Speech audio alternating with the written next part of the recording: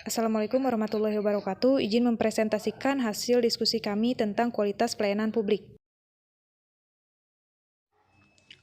Kualitas pelayanan publik di Indonesia. Jadi sebelum kita berbicara mengenai kualitas pelayanan publik, jadi kita perlu pahami dulu dasarnya. Dasarnya kan pelayanan publik. Jadi kalau secara definitif, pelayanan publik ini sudah jelas termaktub dan tertuang dalam Undang-Undang nomor 25 tahun 2019 tentang pelayanan publik, mendefinisikan dalam undang-undang tersebut dijelaskan bahwa pelayanan publik adalah serangkaian kegiatan dalam rangka pemenuhan kebutuhan masyarakat, kemudian kebutuhan sesuai dengan peraturan perundang-undangan. Kemudian sederhananya seperti itu konsep dari pengertian pelayanan publik. Itu juga berhubungan dengan jasa, kemudian berhubungan dengan barang dan penyediaan bahan pokok terhadap masyarakat dan warga negara. Kemudian kita perlu pahami juga bahwa pemerintah negara hari ini punya dua fungsi utama yang tidak bisa dilepaskan, dan ini menjadi sudah mendarah daging begitu dalam pemerintah hari ini, yaitu pertama itu ya fungsi peraturan, kemudian yang kedua ada fungsi pelayanan. Fungsi peraturan ini ya legal state-nya lah begitu. Ini bagian dari sebuah negara kita adalah negara hukum, dan bagaimana menciptakan dan membuat hukum tersebut sebagai negara hukum. Kemudian yang kedua itu ada fungsi pelayanan. Jadi ini bagian dari welfare state atau mensejahterakan negara. Ini proses bagaimana negara bisa mensejahterakan rakyatnya agar hidup makmur dan damai. Kemudian kalau kita gali lebih dalam secara radikal mungkin mengenai pelayanan publik, ini memiliki makna yang sangat kompleks begitu.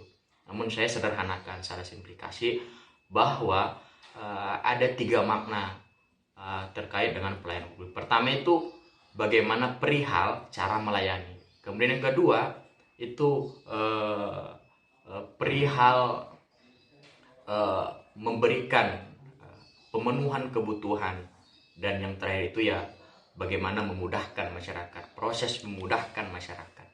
Fungsi pelayanan itu ya itu tadi begitu, melayani, perihal melayani, kemudian memenuhi kebutuhan, dan yang terakhir itu ya mempermudah masyarakat, memudahkan segala aktivitas dan urusan masyarakat. Kemudian kalau kita kembangkan lagi mengenai pelayanan ini, jadi pelayanan ini bisa diklasifikasikan menjadi dua. Pertama itu ya pelayanan yang sifatnya. Selanjutnya ada kualitas pelayanan publik. Kualitas pelayanan publik yang pertama ada menurut Ibrahim tahun 2008 halaman 22 dalam Hardiansyah tahun 2011 halaman 40 yang menyatakan bahwa kualitas pelayanan publik merupakan suatu kondisi yang dinamis yang berhubungan antara produk, jasa, sumber daya manusia, dan proses serta lingkungan, di mana penilaian kualitasnya ditentukan pada saat terjadinya pemberian pelayanan terhadap publik. Selanjutnya ada kualitas pelayanan publik menurut Goss dan Davis dalam Hardiansyah tahun 2011 halaman 36 yang menyatakan bahwa kualitas pelayanan adalah segala sesuatu yang berhubungan dengan terpenuhinya suatu harapan dan juga kebutuhan dari pelanggan, di mana pelayanan dapat dikatakan berkualitas apabila pelayanan tersebut dapat memenuhi produk atau menyediakan produk dan juga jasa yang sesuai dengan kebutuhan dan harapan dari pelanggan. Berdasarkan penjelasan tadi dapat disimpulkan bahwa kualitas pelayanan publik adalah suatu bentuk totalitas pelayanan yang diberikan oleh aparatur negara terhadap masyarakat secara maksimal agar dapat menyediakan produk dan juga jasa berdasarkan kesesuaian dalam rangka memenuhi kebutuhan dan juga harapan dari masyarakat.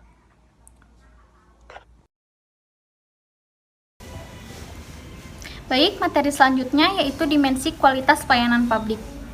Menurut J. Tamal, Parasuraman, dan Berry dalam Pasolong, kualitas pelayanan publik itu dapat dilihat dari 5 dimensi. Yang pertama ada responsiveness atau ketangkapan. Merupakan suatu kebijakan untuk membantu dan memberikan pelayanan yang cepat dan tepat kepada para pelanggan dengan penyampaian informasi yang jelas. Yang kedua, ada reliability atau keandalan. Merupakan kemampuan perusahaan untuk memberikan pelayanan sesuai dengan yang dijanjikan secara akurat dan terpercaya. Yang ketiga, ada tangibles atau bukti langsung. Merupakan kemampuan perusahaan dalam memberikan eksistensinya kepada pihak eksternal seperti administrasi, komputerisasi, ruang perkantoran, dan sebagainya. Yang keempat yaitu assurance atau jaminan, merupakan pengetahuan kesopan santunan dan kemampuan para pegawai untuk dapat menumbuhkan rasa percaya para pelanggan kepada perusahaan. Dan yang kelima yaitu empati, merupakan sikap yang tegas, tulus, dan penuh perhatian kepada para pelanggan dengan mengikuti keinginan mereka. Mungkin materi selanjutnya akan disampaikan. Baik, materi selanjutnya ada faktor kualitas pelayanan publik. Menurut para Suraman, Zaitamal, dan Berry, dalam Ciptono 1998 bagian 69 ada 10 faktor utama yang menentukan kualitas pelayanan publik. Yang pertama ada reliability. Reliability ini mencakup konsistensi kerja dan kemampuan untuk dipercaya. Ini itu berarti bahwa perusahaan memberikan pelayanannya secara tepat sejak awal dan telah memenuhi janjinya. Yang kedua ada responsiveness. Responsiveness ini ialah suatu kemauan atau kesiapan dari para pegawai untuk bisa memberikan pelayanannya yang dibutuhkan para pelanggan. Yang ketiga ada kompeten. Kompeten ini ialah setiap para pegawai perusahaan memiliki pengetahuan dan keterampilan yang dibutuhkan untuk bisa memberikan pelayanan. Yang keempat ada akses. Akses ini ialah suatu kemudahan untuk bisa dihubungi ataupun ditemui, yang berarti bahwa lokasi fasilitas pelayanan ini mudah dijangkau, waktu menunggunya tidak terlalu lama, dan saluran komunikasinya pun mudah dihubungi. Yang kelima ada kortesi. Kortesi ini ialah suatu sikap sopan santun, respek, perhatian, dan keramahan dari para kontak personal perusahaan tersebut. Faktor kualitas pelayanan publik. Yang keenam ada communication atau komunikasi, yaitu memberikan informasi secara jelas dan terperinci kepada masyarakat, dan tidak lupa menerima saran dan keluhan dari masyarakat. Yang ketujuh adalah ada credibility atau kredibilitas, yaitu jujur dan dapat dipercaya. Hal ini menyangkut dengan reputasi perusahaan, karakteristik pribadi, kontak personil, dan juga adanya interaksi kita dengan masyarakat. Yang kedelapan adanya security, yaitu aman dan terjaminnya kerahasiaan fisik maupun finansial, agar terhindar dari bahaya, resiko, dan keraguan-raguan yang lainnya. Yang kesembilan adanya understanding atau knowing the customer, yaitu upaya untuk memahami kebutuhan setiap masyarakat. Yang ke-10 adanya tangible, yaitu secara adanya bukti fisik secara nyata, seperti adanya fasilitas, peralatan, tampilan yang nyata dari pelayanan, misalnya adanya kartu kredit plastik. Penilaian kualitas pelayanan publik. Penilaian kualitas pelayanan publik dapat dikatakan berkualitas ataupun tidak berkualitas sebenarnya didasarkan pada penilaian dari pelayanan yang telah diberikan.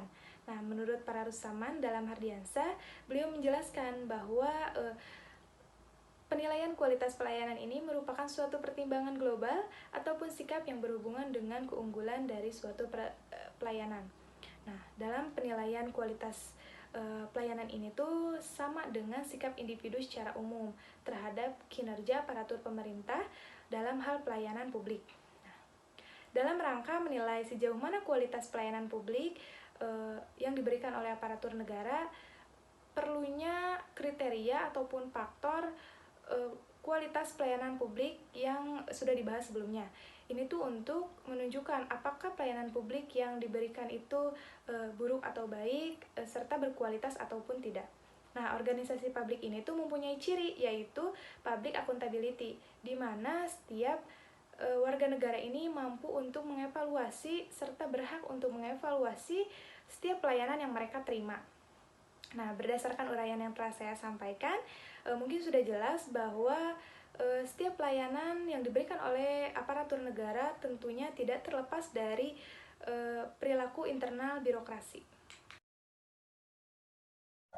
Oke teman-teman, untuk materi selanjutnya yaitu manfaat kualitas pelayanan publik. Nah, yang pertama yaitu hubungan antar pelanggan dan pelayan publik akan semakin harmonis. Kita sebut saja di sini pelanggan itu sebagai masyarakat. Nah, tujuan dari pelayanan publik ini kan untuk melayani masyarakat. Nah, jika masyarakat ini merasa puas akan pelayanan tersebut, maka di sini akan menimbulkan hubungan yang harmonis, yang dimana pelayan publik dan masyarakat itu akan saling menguntungkan. Oke. Yang kedua yaitu membentuk suatu rekomendasi dari mulut ke mulut yang menguntungkan bagi pelayan publik. Apa sih maksudnya? Maksud di sini yaitu jika satu masyarakat merasa puas akan pelayanan publik tersebut, maka satu masyarakat itu akan memberitahukan lagi kepada masyarakat lain bahwasannya, contoh nih ya, di suatu rumah sakit atau di desa, pelayanan publiknya kualitasnya tuh sangat bagus. Maka dari itu, si masyarakat yang satu tadi memberitahukan, di rumah sakit ini atau di desa ini ada pelayanan publiknya bagus nih, kayak pelayanannya ramah-ramah, sopan-sopan, dan cekatan.